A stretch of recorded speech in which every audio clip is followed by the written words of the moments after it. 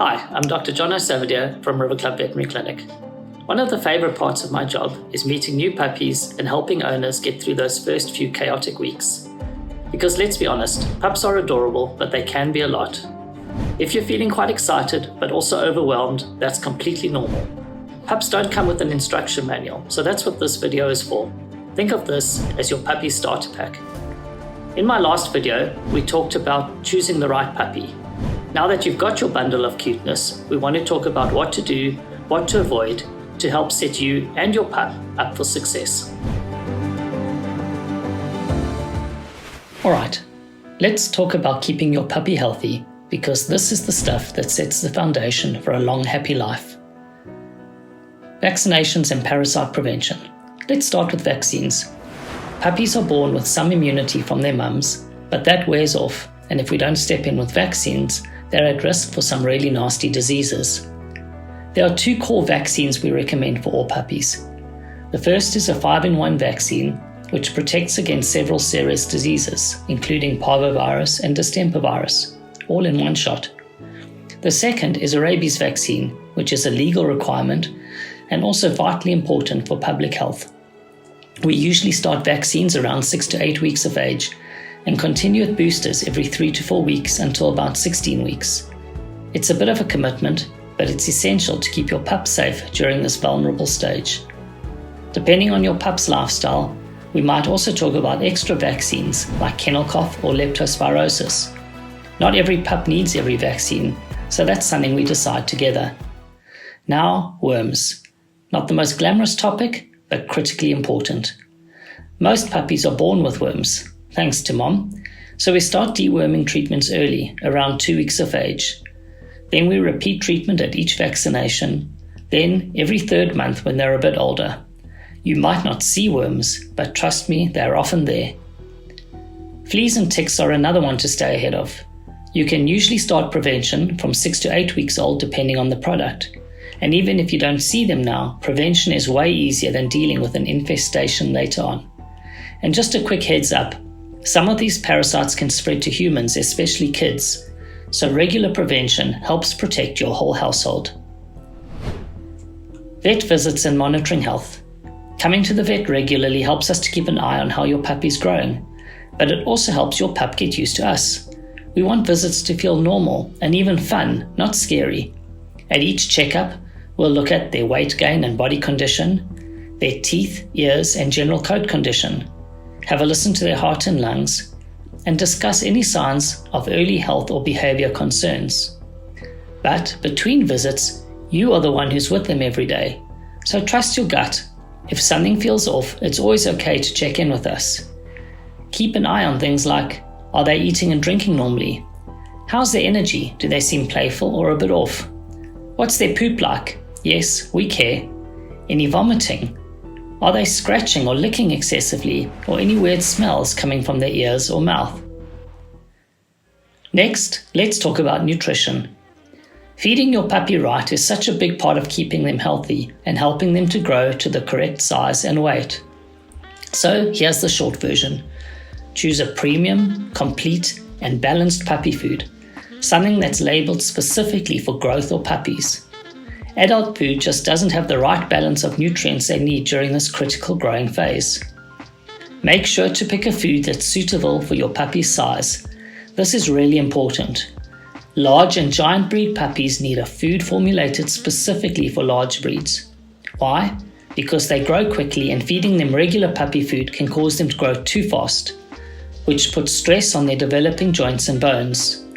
Large breed formulas are specially designed to help them grow at a more controlled, healthy rate, reducing the risk of future joint problems like hip dysplasia.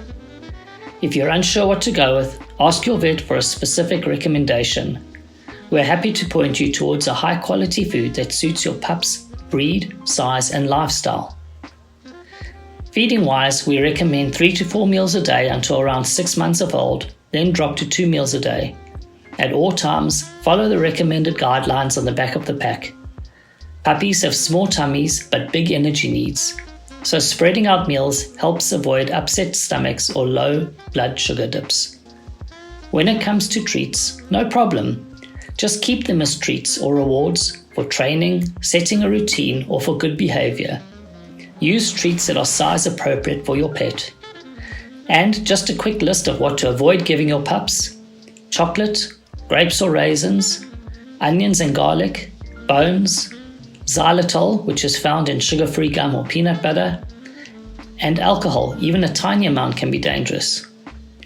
Also, fresh water should be available at all times. Hydration is just as essential as food. Training and socialization. Okay, this part's so important, and honestly, the earlier you start, the better. Puppies are learning machines and their little brains are soaking up everything. Socialization should start early, ideally between 8 and 12 weeks. This is the golden window where you want to expose your pup to all kinds of people, sounds, other dogs, and environments. Positive experiences now help prevent fear and reactivity later on. That doesn't mean throwing them into busy parks or overwhelming situations. Just small, safe exposures with lots of treats and praise. Start puppy socialization classes once they've had their second vaccines. Some basic training to start at home can include crate training, which helps with toilet training and gives them a safe space. House training is something that takes consistency and patience. And basic commands. Start with sit, stay, come, and their name recognition. An important note about mouthing behavior. Puppies bite because they're teething and exploring their world with their mouths. But if not managed properly, it can lead to aggressive behaviors later on. Set boundaries early and use positive reinforcement to teach them what's acceptable to chew and how to interact gently with people. Redirect them to chew toys when they bite you and be consistent. Always use positive reinforcement. Praise, treats, play, not punishment. Puppies don't understand punishment, and it can create anxiety or even aggression.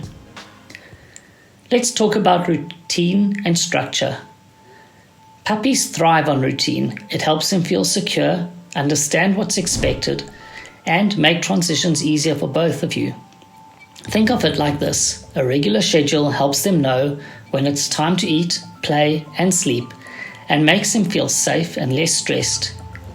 Here are a few key things to keep in mind. Sleep. Puppies need a lot of sleep, typically 16 to 18 hours a day at this stage. So don't feel bad if they seem to nap all the time. Sleep is critical for their development, both mentally and physically. Make sure they have a cozy, quiet space to nap where they won't be disturbed too much. Toilet training. Puppies have small bladders and need to go outside frequently. Take them out at least every 2 hours, plus immediately after they wake up, after meals and after playtime. Positive reinforcement is key here. Praise them like crazy when they go outside, but don't punish accidents. It takes time, but consistency is the secret. Separation anxiety. Puppies are used to being around their litter mates and mum, so being alone can feel a little scary for them. Start by leaving them alone for short periods, just a few minutes, gradually increasing the time. This helps them get used to being alone without panicking. Using a crate can be a real game changer here. It's a safe, comfy space that they'll learn to associate with relaxation, not just being left behind. Teething and chewing. Teething can be tough for both you and your puppy. They start teething around 16 weeks old, and their little mouths can get sore. You'll likely notice them chewing on anything they can get their paws on.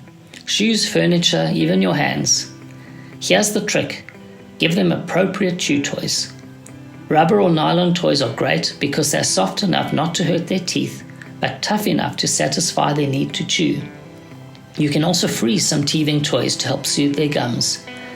Just be sure to puppy-proof your home. Keep shoes, cords, and other small objects out of reach, and redirect them to their chew toys when they start gnawing on something they shouldn't. Spaying and neutering.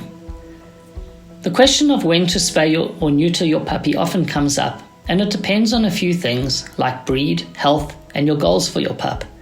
Generally speaking, we recommend spaying or neutering small and medium breeds at around 6 to 12 months of age. Larger breed dogs, we generally tend to wait until they're a bit older.